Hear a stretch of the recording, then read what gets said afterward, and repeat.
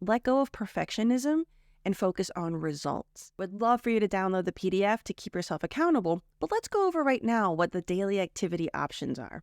The first one that I have for you is to read one sentence 3 times. I tell absolutely all of my clients this. This is a tiny practice that gives you massive results. So what you do when you're reading it 3 times, the first time is always going to be awkward. It's when you kind of work out the insecurity, when you work out the awkwardness of reading something that you haven't read before. The second time, focus on your breathing as you're reading, focus on the intonation and the pausing. And the third time, you want to focus on, now that you know the meaning of the sentence, where you deliver, where you emphasize. And again, reading one sentence 3 times, that is not a big time commitment, but the impact that has on your fluency is massive. The second activity option I have for your fluency practice is to read for 1 minute out loud. So this is different than the first activity because the first one gives you a chance to redo and improve. By reading 1 minute out loud, this is made even better if you record yourself. Yes, it is awkward to hear your own voice. Yes, it is awkward to see yourself if you're doing a video recording. Remember, don't be critical, be constructive. By reading out loud for a minute and knowing that you have to record yourself, it will cause a little bit of anxiety. So what that's going to do is you're going to help yourself relax, feel anxiety, work through it, calm yourself down, and be able to read something that you haven't read before. Because I actually recommend, don't read it beforehand, but you can do that if you have time, and just see how you can pronounce things, what your fluidity is without practice. Then when you look or listen to your recording, you're able to see what you want to work on body language-wise. Do you look nervous? Maybe it's just practicing relaxing your shoulders throughout the day. So this gives you actionable things you can do throughout your day to improve your fluency and confidence. A third option is to sing a song. So with this, I recommend go on YouTube, Google the title of the song plus lyrics, and you should be able to find something. Don't pick a song that's super fast. But what I love about this practice is, look, you're probably really busy and there are going to be days where you feel exhausted. So by adding something that's truly fun, a song that you love, that's going to help you also associate English with fun. English is natural. By incorporating these more fun resources, it's also about helping you feel natural, feel calm, feel fun when you're doing things in English.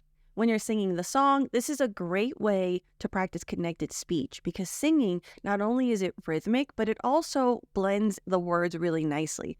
So that's going to help you get used to connected speech without over-intellectualizing it and having a good time. For this one, I would recommend do 1 song per week. Like do the song more than 1 time because it's always a little hard to get used to some of the faster parts. The more you do it, the more your mouth will feel comfortable, and it's one less thing to choose. The fourth activity you can do is to read an episode description. You're probably already watching Netflix every night or listening to podcast episodes. So something simple you can do is read the episode summary, the description, before or after you watch the show. Usually they're about 1 to 5 sentences. It's a topic you're already interested in. For small talk purposes, it'll give you the vocabulary to talk about what you watch if someone asks you the next day. And it's habit stacking. If you're already binging shows every night, you may as well add this to it, and you don't have to think about what to do or when to do it. The fifth activity option is to answer a question. So in the PDF, I've added a link to some of my favorite resources for random questions. And what you're going to do with this is they're meant to be conversational and casual. Don't answer it like you're in a job interview. You're going to pick a random question. The list I have in there is numbered. So you can pick a random number, like 27. You go look at which question that is, pretend a friend or colleague is asking it to you, and answer it conversationally. But it doesn't stop there. So be concise, and then ask a question back like you're trying to keep the conversation going. This is fluency. Fluency does not mean that you're able to give a monologue. True fluency involves conversation. It involves connection with other people. So this particular practice I love because you have to train yourself to give a short answer. This is especially important for cultures like, for example, in Latin America, you tend to be way more descriptive. Whereas in American culture, we tend to be more bottom line and direct. So this gives you an opportunity to figure out how to answer these random questions in a short, clear way, and then also re-engage the other person by asking a question in return. And last but not least, another option is to complete a section in my Advanced Pronunciation Accelerator program. So if you've already gotten this program, you'll notice that every masterclass is split up into 1 to 4 minute sections. So what you can do for daily accountability, even if you were awesome and you watched the full masterclass on one day, every day, pick a little section from it and rewatch it and practice it. So you'll notice that all the activities are about you repeating after me.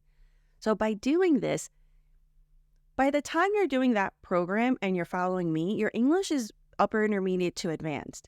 That means that any pronunciation mistakes you're making are pronunciation mistakes you've made for years, if not decades.